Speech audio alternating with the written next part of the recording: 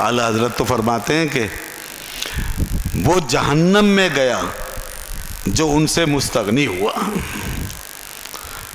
अखलाक की कमी, तरबियत की कमी और हमारा जवाल तो अपनी जगह है ही, अगर हमने उसको फॉलो नहीं किया वो तो है ही है। लेकिन अगर कोई बेनियाज हो कि ये कह दे कि नहीं हमें ज़रूरत ही नहीं है, हाँ ये तो अकीदे ईमान की बात है ना। दुनिया के सूरज का इनकार कर दोगे तो ज़्यादा ज़्यादा अंधेरे में ही रहोगे ना। लेकिन अगर यहाँ कोई कहे कि मुझे ज़रूरत ही नहीं है, जैसा कि इस वक्त अब ये दीदा दिलेरी पैदा हो रही है, ये जुर्रत कर जाते हैं, ये इस तरह की बातें जो ईमान के मुनाफी लोग लिख देते हैं और कह देते हैं। आज के दौर में क्या ज़रूरत है, आज के दौर में उस मिसाल की या उस अखलाक की क्या ज़रूरत है, अब ज़माना तरक्की कर गया, आगे बढ़ गया बगैर।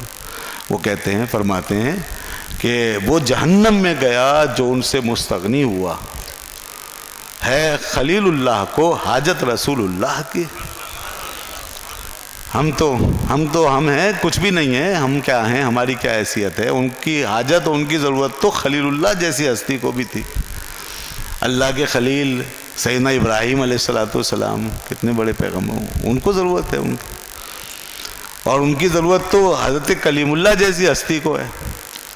अल्लाह ने यूँ ही तो नहीं फरमाया ना लतुमिनुन्न बिही व लतंसुरुन्ना, कि उस वक्त वादा लिया था जब दुनिया भी नहीं बनी थी, फरमाया मेरे पैगम्बर हो तुम्हें नबुव्वत पे सरफराज कर दूंगा, मैं मुझसे ये वादा करो कि तुम मेरे महबूब रसूल पर, आखिरी रसूल मोहम्मद सल्लल्लाहु अलैहि वसल्लम पर ईमान भी लाओगे और उनकी मदद भी करोगे।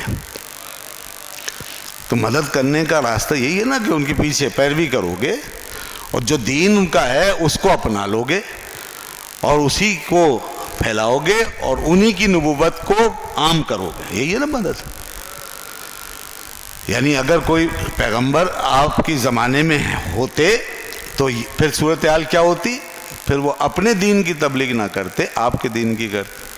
अगर कोई और पैगंबर भी आपके ज़माने में होते, फिर वो अपनी नबुव्वत का ऐलान प्रचार ना करते, आपकी नबुव्वत का ऐलान प्रचार करते।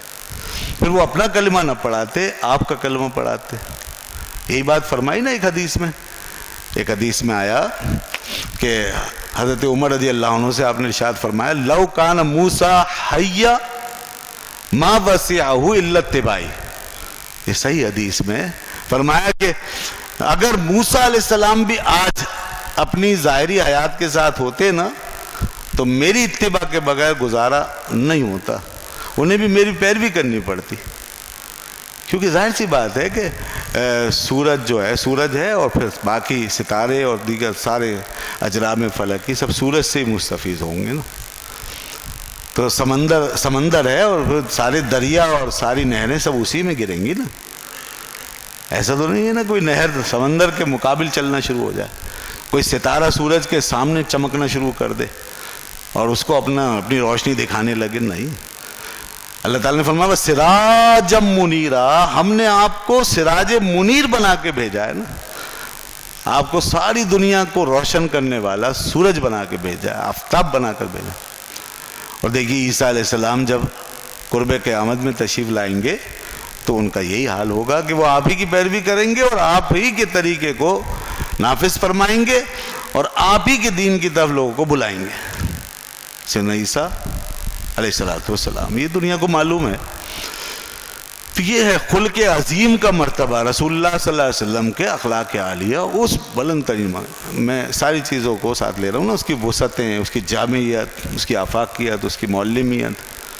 तो अल्लाह के रसूल सल्लल्लाहु अलैहि वसल्लम ने, आपकी तालीमात ने किफ़ालत कर दी, सब कफ़ालत कर दी है और तमाम ज़रूरतों को हमारी पूरा कर दिया।